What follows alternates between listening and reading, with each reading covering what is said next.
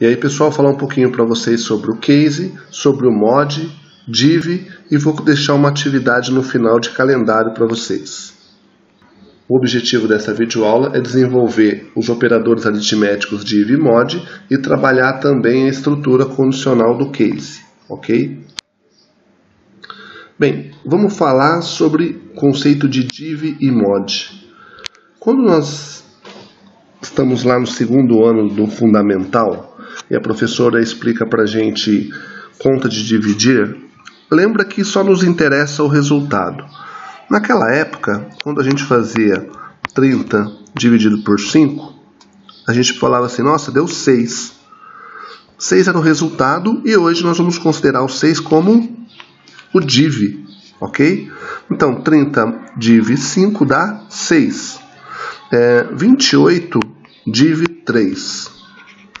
28 dividido por 3 dá 9, 3 vezes 9, 27, sobra 1. Então eu vou dizer a partir desse momento que 28 div 3 dá 9. Mais um exemplo. 30 div 6. 30 dividido por 6 dá 5, sobra 0. Então eu tenho que 30 div 6 é 5. Ok? Falar um pouquinho do mod agora.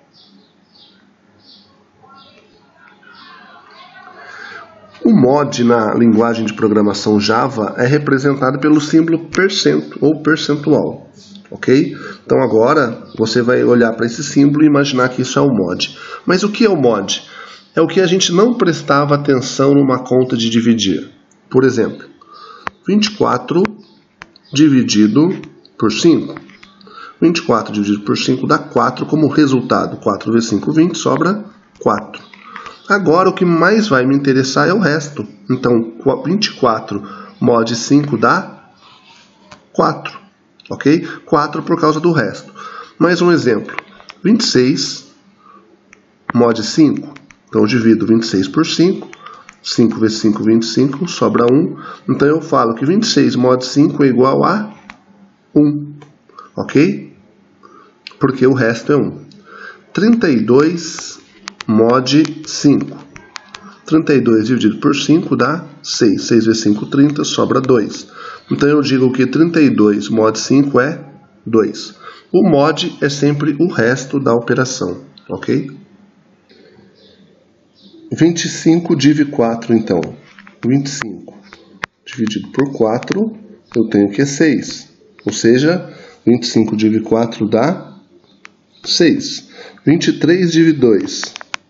23 div 2, eu sei que dá 11, sobra 1. Então, 26 div 2 dá 11, ok? Agora, esse símbolo de porcento, ele representa o mod.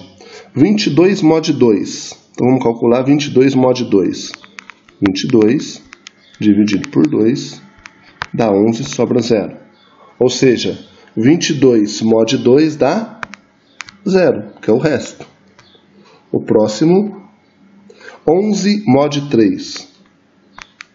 11 dividido por 3. 3 vezes 3, 9, sobra 2.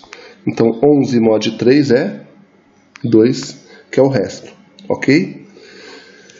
Div e mod. O mod é o resto da divisão e o div é o resultado.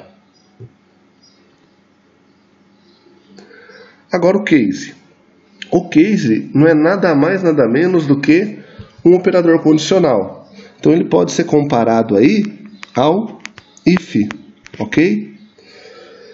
O if, na tradução, representa se alguma coisa acontecer. E o case é caso alguma coisa aconteça. E o case, para utilizar no Java, eu utilizo sempre na estrutura switch case, tá? Então, switch quer dizer troca. Switch a variável número. Por exemplo, se a variável num, no meu teste de mesa, se a minha variável num estiver valendo 2, vamos imaginar aqui, switch num, que é a variável, que é número 2. Então, case 1, caso a variável num seja igual a 1, eu vou fazer o quê? Eu vou imprimir na tela, você escolheu 1. Caso a variável num seja igual a 2, eu vou imprimir na tela, você escolheu 2. E assim por diante. Professor, para que serve o break? O break, ele interrompe a execução dentro do switch. Então ele acabou, por exemplo, de executar, você escolheu 1, ele chega no break, ele interrompe e ele sai do pacote de execução. O switch iniciou aqui nessas chaves, fechou nessas chaves aqui, chegando no break, ele interrompe, ele vai para o próximo comando fora desse pacote de informação, desse pacote de comandos. Pessoal, vou mostrar um exemplo então para vocês aqui no código da utilização do div. Bem, aqui eu tenho definido o meu objeto scanner, ok? Importado a minha biblioteca para fazer o scanner funcionar, tenho aqui meu método principal, tenho 3 variáveis aqui definidas como inteiras. Para a gente utilizar tanto o div quanto o mod, é importante que as variáveis estejam definidas como inteira.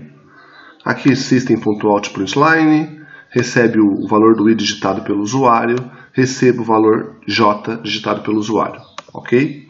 Então vamos lá. Quem eu quero que assuma o resultado do div, eu quero que seja a variável k. Então k igual a i mod k igual a i div j, ok? Simples assim. Então na verdade é uma continha de divisão, mas o que esse comando faz? Ele faz a divisão de i por j, ele pega o resultado inteiro. Por que o resultado inteiro? Porque eu defini a variável j como inteira. Ok? Então o Java trabalha dessa maneira. O k recebe o valor inteiro da divisão. Então vamos verificar se funcionou. Mostrar aqui a informação. Vou mostrar o valor de k.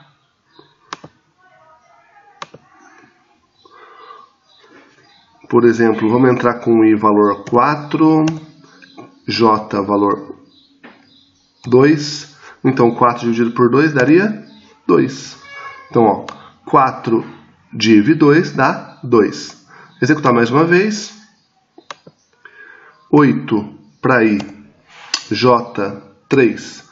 8 dividido por 3 dá 2. Então, 8 div 3 dá 2. Mais um exemplo. 25. 25j igual a 4. 25 dividido por 4 a gente sabe que dá 6. Então vou apertar Enter aqui.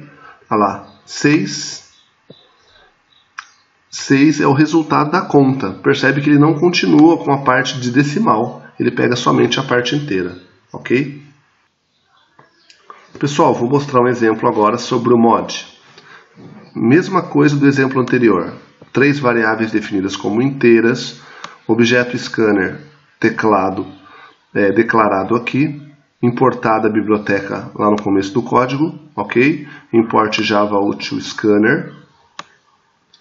Tenho aí o comando system.println para mostrar, entre com o i, o usuário vai entrar com o valor de i, posteriormente o usuário entra com o valor de j também, converto aqui para inteiro. Vamos fazer uma aplicação de mod então. Como que é a notação do mod? K igual a i mod j. Então observe que até esse momento, esse símbolo, ele representava para a gente o percentual, ou porcento. Agora, em programação, ele representa o mod, ou seja, o resto da divisão. Então esse é o comando, k igual a i mod j, é assim que eu leio. Agora vamos mostrar o resultado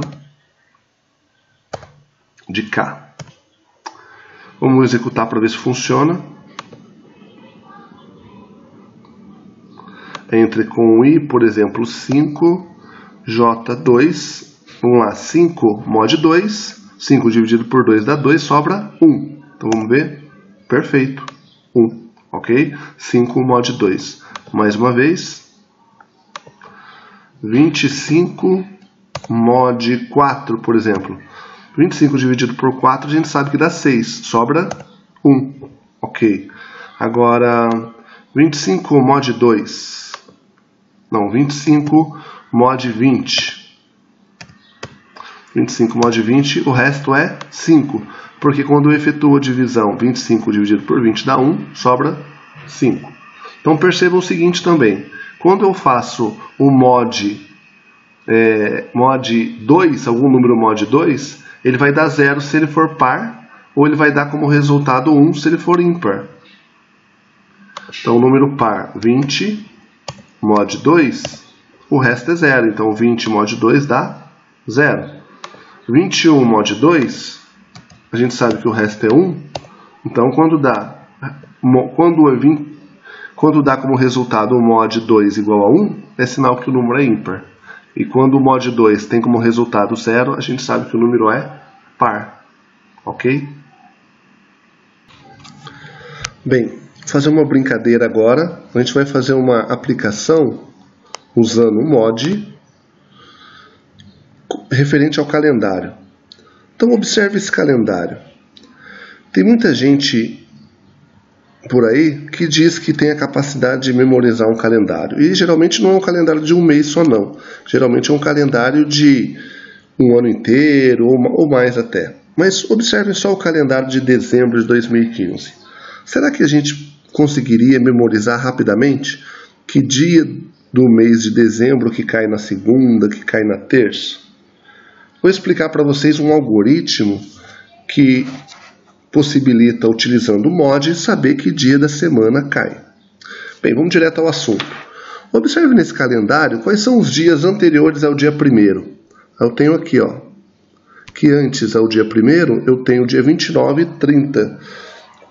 Ou seja, eu tenho duas casas vazias, que não fazem parte do mês de dezembro. Então, duas casas vazias, logo um número que eu vou usar muito no meu cálculo vai ser 2. Professor, por que 2? Você já vai entender. Agora, imagina alguém perguntando para você, ô fulano, que dia que cai dia 17 de dezembro de 2015? Qual é a conta? Eu faço 17 mais 2, que é esse número aqui. 17 mais 2, eu tenho que 19. E aí, eu vou subtraindo 7, porque uma semana tem 7, então eu subtraio 7. 19 menos 7 dá 12. 12 menos 7 dá 5. Logo, dia 17, está aqui o dia 17, cai na quinta-feira, ou seja, quinto dia da semana. Olha só, bateu. Mais um exemplo. Professor, que dia cai dia 18 de dezembro? Eu pego o número 18, somo com 2, dá 20. Aí eu subtraio 7, 29 menos 7, 13. Opa, dá para subtrair 7 de novo. 13 menos 7, 6. Então, qual que é o sexto dia da semana? Sexta-feira. Logo, dia 18 cai numa sexta-feira. Confere? 18, sexta-feira. Essa subtração de 7 tem um conceito que pode nos substituir isso na programação. Esse conceito é o mod. Ok? Então, o que eu vou fazer? Quando eu tiver, depois que eu efetuar a conta, eu faço mod 7. Então, mais um exemplo. Que dia cai dia 9 de dezembro? Então, 9 mais 2 dá 11. Quanto que é 11 mod 7? 11 mod 7 dá 4. Logo, cai no quarto dia da semana. O quarto dia da semana é uma quarta-feira. Então, olha aqui. Ok? Então, 4, quarta-feira. Então, agora fica o desafio aí para vocês. Vamos implementar um código onde o usuário informe o dia do mês. Ok? O usuário vai informar o dia do mês. E o seu programa vai ter que mostrar que dia da semana que cai. Tá certo? Façam isso aí utilizando a linguagem de programação Java. E o seu código utilizando mod e utilizando também a conditional case, mostre que dia da semana que cai o dia do mês informado pelo usuário. Ok? Boa sorte.